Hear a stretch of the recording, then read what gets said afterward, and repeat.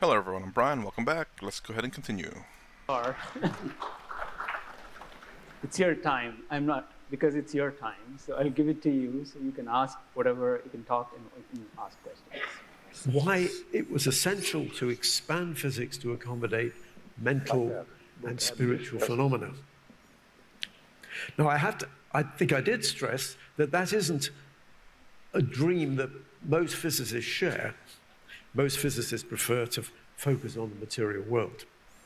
And I should also say that even people of a mystical tradition don't necessarily welcome the attempt to relate these higher realities to physics.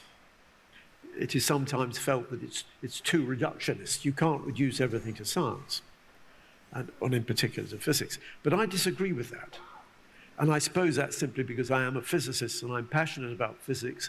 I've seen how successful it has been describing the material world, and I want to expand that success to these other domains. But in my talk this morning, I didn't actually discuss my specific proposal for how to do that.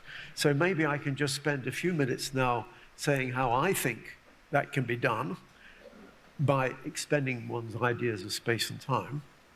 But I should say that everything I'm going to say now is more speculative. What I said this morning, I would say passionately, is true. It just has to be true. But what I'm now going to talk about might be all wrong. It's just my particular picture. So, first of all, I was going to talk about space. And I just want to say how, within the concepts of physics, what we mean by space has changed. In the old Newtonian physics, space was three-dimensional. You had 3 dimensions of space, and you had 1 dimension of time. And that was the idea of reality. In the Newtonian perspective, the reality is 3-dimensional. We exist in a 3-dimensional world.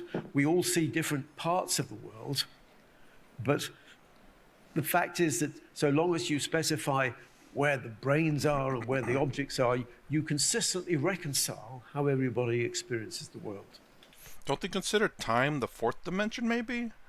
I remember hearing maybe there's even like 4 and 5 dimensions, but there are dimensions that are something that we measure already, but just you never really think about it. And maybe time is one of those dimensions, maybe? I can't remember, again, what the 5th one could be. And I don't even know for sure that time is considered to be, but he did say time is 1 dimension, so I'd assume that would be the 4th dimension. And that view prevailed for several hundred years. But then Einstein came along, and he showed us that actually the world is 4-dimensional. Space and time merge together. And that actually really completely changes your view of the nature of reality. It's saying the only way to consistently reconcile how we all experience the world, including people moving at very fast speeds or in strong gravitational fields, is to say reality is 4-dimensional. It's not 3-dimensional. And all physicists would accept that. But then, in about the 1920s, 2 physicists called Kaluza and Klein, they realized that they could give a geometrical interpretation of electromagnetism by invoking a 5th dimension. Einstein had given a geometrical interpretation of gravity in terms of curved space. They said, well, you can do the same thing. I can explain electromagnetism, which was then the other known force apart from gravity, by saying there's a 5th dimension. But this 5th dimension is wrapped up very, very, very small. It's actually wrapped up on the Planck scale. So you can't see it, but it's there, and it beautifully describes, from a mathematical point of view, the physical reality.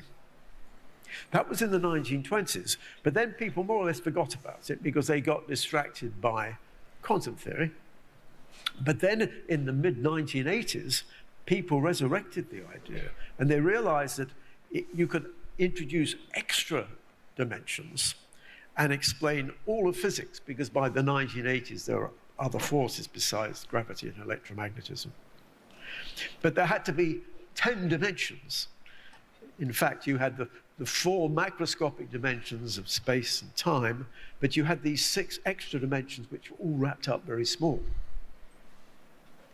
But there were lots of different, this is called superstring theory, but there were many different versions of superstring theory. But then in the mid-1990s, Ed Witten, who's a very brilliant physicist, also from Princeton. So many people seem to come from Princeton and Harvard. But anyway, Ed Witten realized that in fact, you need 11 dimensions. And if you have 1 extra dimensions, you can actually bring all these different versions of string theory together.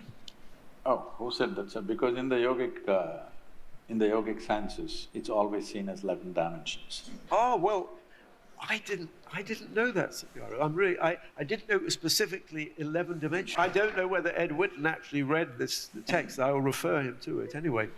He's supposed to be the biggest brain on the planet. So, I mean, I'll make sure he within physics. No, that's very interesting. Because truth, the nature of truth is such, from whichever direction you look at it, it's still the same. Right. Right. Whether you come from physics or whether you come from a spiritual… It doesn't matter where you come from. If you see it, it's the same thing.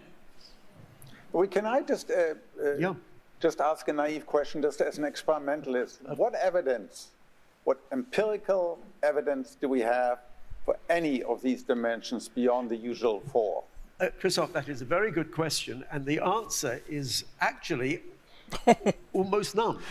Okay. And this is why, but the point, and that's quite correct, and that is the criticism of some of these theories, that they're purely mathematical, that there isn't actually any evidence for them. Now, some people say, because the energies involved are so high, some people say, well, this means it's not physics, it's maths, or philosophy even. On the other hand, the people who are doing this, they are physicists. They're working in physics departments. They've got billions of dollars of grants. So that's a really important point. I always take the view that, okay, there isn't evidence now, but if you wait long enough, the evidence may come. We have to be patient. But you're quite right, at the moment, there isn't any evidence for these extra dimensions. But they have the same criticism for IIT too. For which, absolutely. You have the same criticism of many things. Real quick, that's kind of the thing. Like, I don't like this kind of thing. I'm about to explain what the thing is, but at the same time, I understand that it has to be done that way. Because it's kind of like, oh yeah, it exists, but we just don't have the technology now. It's like, I get it, technologies can advance to be able to allow us to see more into the physical realm, perhaps. We are always going to be limited by our technology, and it's kind of like the I guess back in the day when people believed God was on a mountain, and then when he climbed the mountain, it's like, well, he's on the clouds, and when we're flying on the clouds, always in the space. When the space is always immaterial, just moving the goalpost, kind of deal. But at the same time, this is, again, he's at least the one thing I will say about this is the fact that I'm glad he says there is no proof for it, as opposed to him saying it does exist, it's real, believe it. He's saying there's no proof to it, but in terms of the mathematical, which can be proven, I'm guessing, it can happen in terms of mathematics and physics or philosophy. But let me carry on, because otherwise I'll forget my train of thought. So, now let's ask about mental experience. We all know we experience this world, phenomenal space. That's our experience in the physical world. And there's a long philosophical debate about the relationship between physical space and phenomenal space. But that's really relatively straightforward. However, I'm interested in the spaces we experience in other states of consciousness other than just in the waking state. There's been a lot of discussion about dreams and lucid dreams. Well, I have lucid dreams too. And what's fascinating to me about dreams is that they take place in a space just as vivid as physical space. Sometimes I have to confess I have dreams and I'm not even sure if I'm awake or not, because the spaces seem so similar. So there is a space. Sometimes and of course if you have a lucid dream, it becomes even more clear. You can do experiments and say, how is this like a real space or not? But then there are other experiences, out-of-body experiences. I'm sure quite a lot of people here have had out-of-body experiences. In an out-of-body experience, your consciousness leaves your physical body and seems to wander around. It seems to be in the physical world, but it's distorted. It's not, you go out of the roof and you suddenly notice the chimney pot's in the wrong place. So somehow you're experiencing a space, but it's not identical to physical space, even though it's related to physical space. You have the experience of ghosts, apparitions. Now, of course, most people will say, there's no doubt people see ghosts, but most psychologists would say the ghost is just an hallucination. So, for example, I see Cleopatra walking down the aisle here. If I only see it then and you see it, then of course you can just say I'm crazy. However, there are cases of ghosts which are collective in the sense that more than one person sees them at the same time. And it's as though the ghost is in a space of its own, because you can see it from a different perspective, but it's not in a physical space. It's not in normal physical space. In that sense, it's not real. And then there are experiences like near-death experiences. And clearly, near-death experiences occur in a space. Real quick with that last one, I kind of missed that. I don't know if I understood it completely, but let me say it this way, from what I did understand from what he said. So he's saying that a ghost, that we can see it. So mind you, if we can experience it with our five senses, then it is measurable somehow, because our five senses can only, I believe, our five senses can only measure that is which is physical. So if it's not physical, I don't believe our five senses could ever measure it. Again, math is not a sense. It's I don't know what you would call it, a theory, not a theory, or it's I don't know what you call math. Besides math, but you get what I'm saying. Like when you write down words on no, that's not right. Formulas is not a physical thing, but it solves problems. You can see the letters, you can see the paper, you can see the pencil that you use to write. You can feel the paper, you can feel the pencil, you can feel the lead on the paper. You can probably smell the paper, pencil, and lead. You can taste the lead. I don't know if you want to do that. Taste the paper. Everything that math is done on, you can feel and taste and whatever with the five senses, but the math itself is not something that's physical. But anyways, I should more along the lines of talking about like the ghost itself, where if we can experience it, then clearly we should be able to measure it. But again, mind you, like he was talking about how it was kind of like a hallucination, and if you do see ghosts, they probably can measure your brain activity to see if certain parts of your brain lights up. And then once the ghost goes away, to see if that particular part of your brain, stops lighting up, just to see if it is in fact something that's going on in the brain or whether it's something else. It's just a way to either prove or disprove hallucinations or something like that, or certain parts of your brain being active when you see a ghost, but then those parts not active when they're not there anymore. In the sense that you go through a tunnel or you cross a bridge. So, but again, it's not physical space.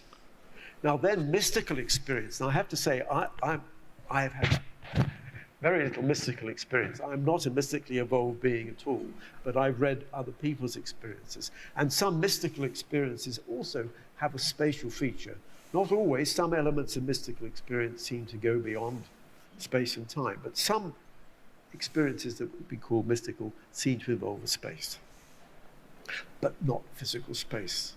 So to summarize that, I would simply say the experience of mental and spiritual experiences very often involve a sort of space. and if you like, a collective mind space in which our individual minds are, individual consciousnesses and the little c are just part of consciousness of the big C. Our minds with a little m are just part of this mind with a big M. So Sadhguru, do you have a comment on what Bernard just said?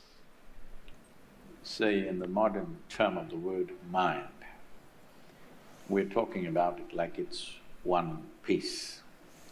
Well, how we see it is, there is a front end of the mind, which is the intellect, which we call buddhi.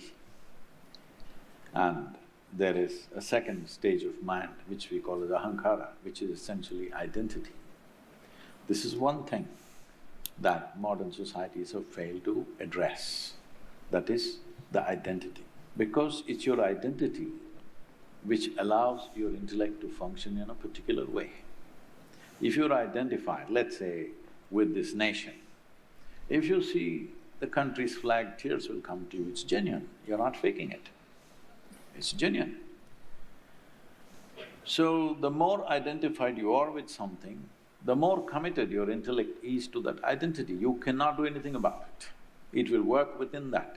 If you are identified as a scientist, as a mystic, as a yogi or whatever, it will function within that.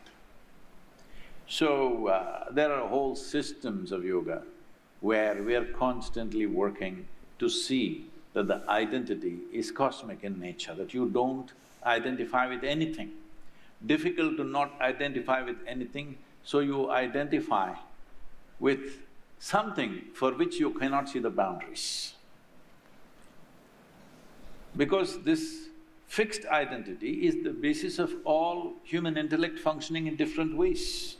If I think I'm this religion, it functions one way. If I think I'm atheist, it functions another way. If I think this nation, it functions one way, another something else, it functions another way. Your intellect is completely committed to your identity. So how to go beyond one's identity? Because if you go beyond your identity, you lose your persona completely.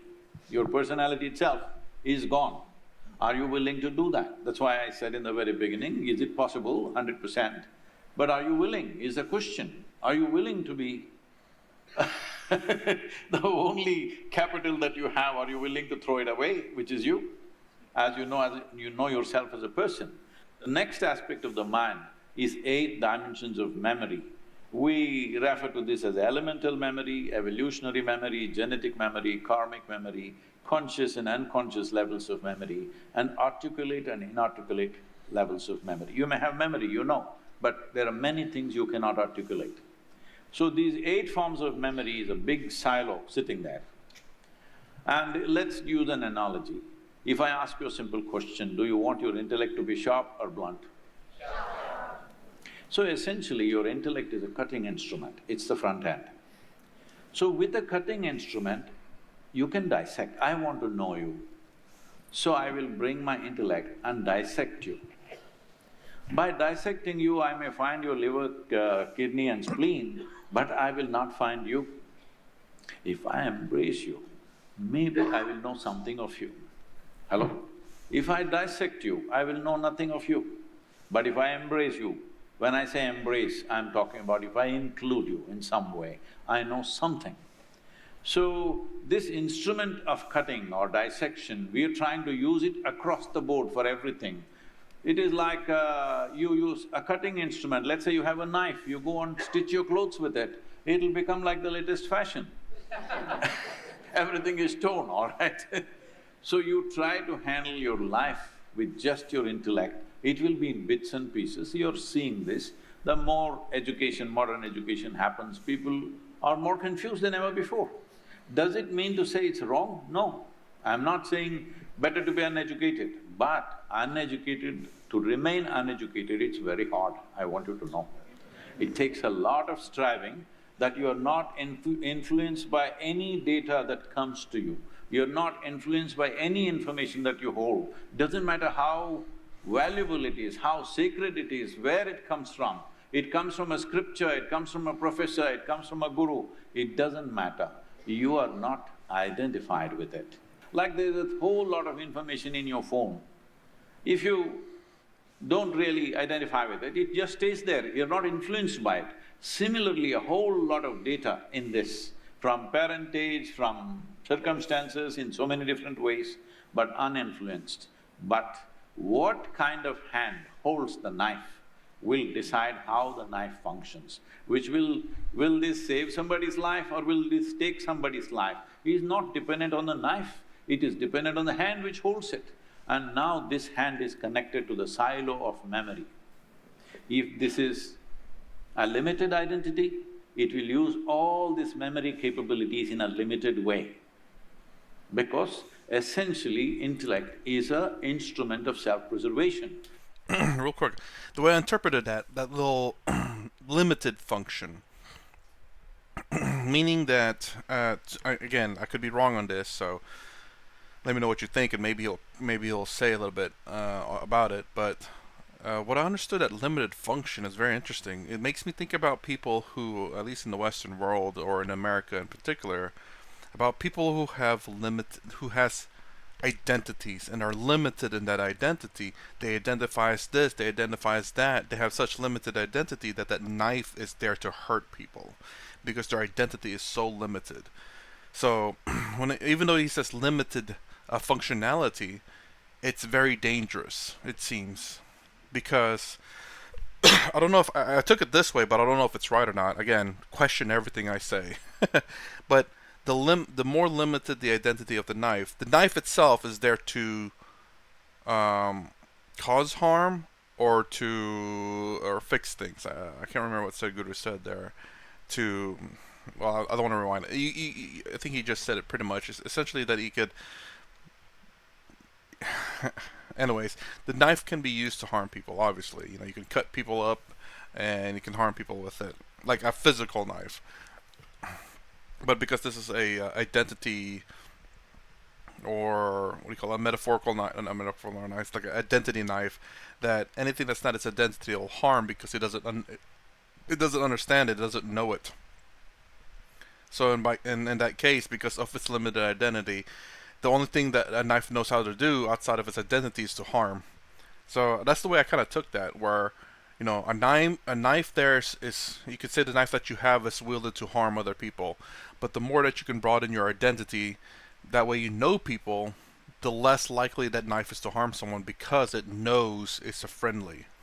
But if it doesn't know that it's a friendly or not, or it sees it as an enemy, and then it will default to its identity as harming. I don't know. That's a very interesting way to look at it for me and from my perspective. Like him always talking about you wanting your intellect to be sharp, like a knife. And then the knife is very harmful if you don't use it appropriately. It's essentially a weapon, you could say. And with the limited identity or knowledge it has, it will cause harm to people that it doesn't know to be friendly, or it doesn't know at all, or that conflicts with its identity. It's there to preserve you. So by having limited identity, the knife is a weapon to harm people. To preserve yourself in so many different ways. Preservation is not just physical. You need psychological preservation, emotional preservation, social preservation, various levels of preservation to live. So always your intellect is being used for self-preservation purposes. Self-preservation means survival. Survival is very important, but at the same time, it doesn't ever fulfill you. If you had come here as any other creature, stomach full, your life is settled. Once you come as a human being, stomach full, stomach empty, only one problem, stomach full, 100 problems. This is the nature of a human being, because what you call as human begins only after your survival is taken care of. Till then you're just another biological creature. Only when survival is settled, only when your instinct of survival is kept down, the possibility of being a conscious human being arises within you.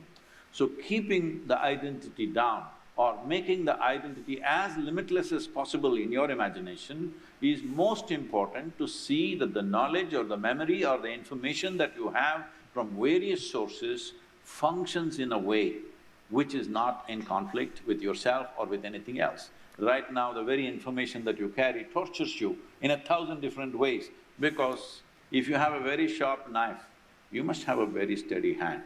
If you're little la la la la kind, intestines will come out. Hello? So, the third portion of the mind is called manas, which is a silo of memory. The fourth portion of the mind, which is the most important, which has remained largely unexplored by people who approach this in an intellectual way, is called chitta. Chitta means it is an intelligence which is unsullied by memory. There is no memory, but it's intelligence. Can it do something? It can't do nothing.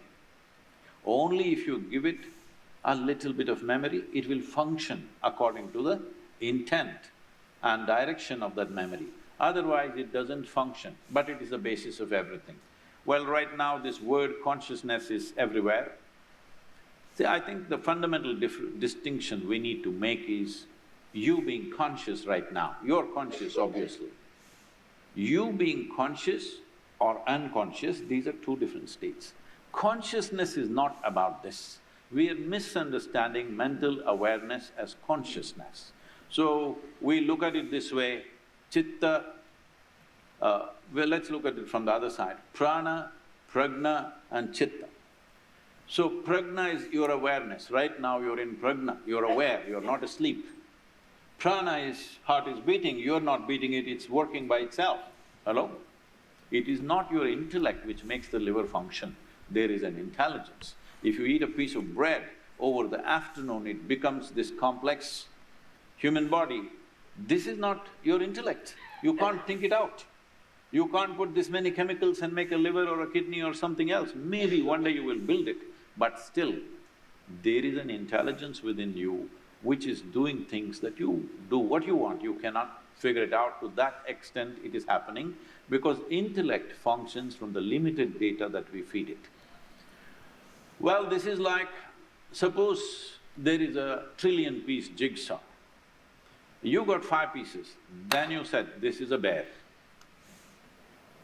But you got 8 one day, then you say, oh, no, this is an elephant. You got 12, then you say, this is a dinosaur. This will go on because you're dealing with something which even modern science, physicists are openly saying it is boundless. So that which is boundless, trying to define it intellectually will take us on a… we'll keep barking on up the wrong tree for too long. So that's why I said, it's fortunate to see that science is pointing at last in the right direction. Time to get the eyes to see it. That's a different job altogether. We do have some audience questions to both Deepak and Sadhguru. That is, you mentioned about Turiya, that state of consciousness that is unsullied by memory. How… I don't know what that is. If there is no memory, how do I… Oh, I'm gonna rewind that one, sorry. Turiya. What's Turiya, that state of consciousness that is unsullied by memory? How… I don't know what that is. If Turiya, as far as I understand it to be, amazingly hasn't been said very much as of late. I do remember Swami… is it Swami Sarvapriyananda? Whenever he talked in college, I think it was him, he talked about the 4 things. I can't remember what those 4 things are, but the 4th one is Turiya, and I believe Turiya is actually, I believe, defined to be 4, but it is essentially Atma, Brahman. there is no memory, how do I know that I was in that state?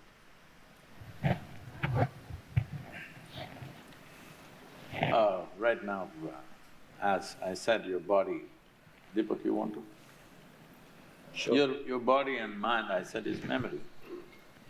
But in between, Deepak kind of tried a process that when you said yes immediately, that's mind. When you said yes after a span of time, in that time you're you. But I would say even in that time, they are still mind, unexpressed, because you're told not to. So I'm saying you're misunderstanding the psychological content and drama of your mind as a reality. Your psychological drama is your psychological drama. It's like the lady who had a dream. You could do whatever you want. Because your psychological drama is running right without your permission, you think it's a phenomena by itself. No, this is a phenomena ignited by you. Well, a simple thing. I generally use worse words because this is a university, I'm trying to use better words. But if you're just people, I will use the words. What people are having is just a mental diarrhea. Today, if you have diarrhea physically, today's doctors will try to plug it with a tablet or a wine cork, I don't know how they do it. In traditional medicine, in India, if you say you have diarrhea, first thing is they say, don't eat anything, stop, because you've eaten something wrong, that's a fundamental. Something has gone into you which doesn't agree with the system. First thing is just cleanse the system, don't eat, just drink water, just let it go, let it go, let it cleanse itself, whatever needs… because body is trying to purge something that it doesn't want, just let it go. Keeping it inside is the wrong thing to do. So this is a mental diarrhea. How did this happen? You've taken something wrong. What is something wrong? The moment you identify yourself with something that you are not, you can't stop the diarrhea. It will go on and on and on. If you just sit here without identifying yourself with your university, with your family, with your knowledge, with your wealth, with whatever else and your body and the content of your mind, if you simply sit here, diarrhea will immediately stop because there's no bad food, it will stop. It's as simple as that. There are states of consciousness beyond Turiya. There's Turiya Tatta, which is local and non-local awareness at the same time. There's something called Bhagavad Chetna, where you can see a person locally and in their non-local being. And then there's something called Brahmi Chetna, where there is nothing other than consciousness as the source of all that exists. So if I'm in that state, do I know that I was there? If you're in that state, in the gap, you exist as pure consciousness, that's all, as the field of all possibilities. But ultimately, memory and karma and imagination are all the same thing. They're consciousness modifying themselves into an experience, either cognitive or perceptual. What we call mind, body, and universe are perceptual and cognitive activities in consciousness, but we label them as mind, body, and universe. This seems like a cut-down version of it. But perhaps maybe this is just a segment which Sadhguru had access to. Because I'm sure it probably went on for a lot longer, and probably he didn't have the rights for those sections. And perhaps he just had the rights for these. So again, very interesting. I guess I wish there was more to it. It kind of went over a lot of things that Sadhguru already said in the past. But again, something I just kind of picked up on was about that knife that he keeps talking about. Now, I don't know if he intended to make it a knife, but obviously there was a point to it where obviously when you try to cut stuff and dissect stuff, you know, a knife is great for it, a scalpel is great for it. But if you try to use that to sew your clothes, you'll end up in tatters, like he said. But I guess, I don't know if my way of thinking about that is very interesting either. To me, it was interesting because, you know, people with identities, these small identities, do harm other people. So this knife that's identified with these smaller identities, because the knife identifies as, in a sense, itself as a weapon. Don't get me wrong, knives are meant for other things too.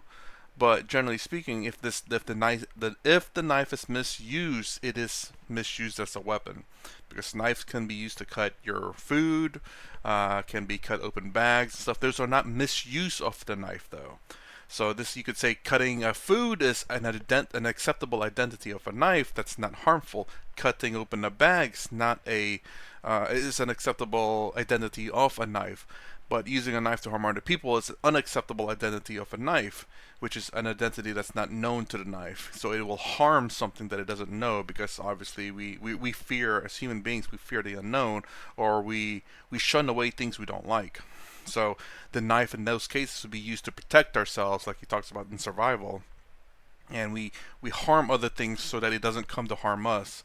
So again, talking about how the limited identity of the knife is very dangerous, because if it can't identify with the universe, it will try to harm things it can't identify with, or it disagrees with. I thought that was a very interesting thought of mine. It's like, my brain was smart then. but anyways, I guess that's about it for this one. It looks like it was cut up. Let's see, I'm looking at the suggestions there. Types of dreams and what they mean. That looks like an interesting one to do. So anyways, that's my reaction to the superbrain, epigenetics, and more. If you like my content, please consider subscribing. Thumbs up, thumbs down below. Thanks for watching. I'll see you in the next vid.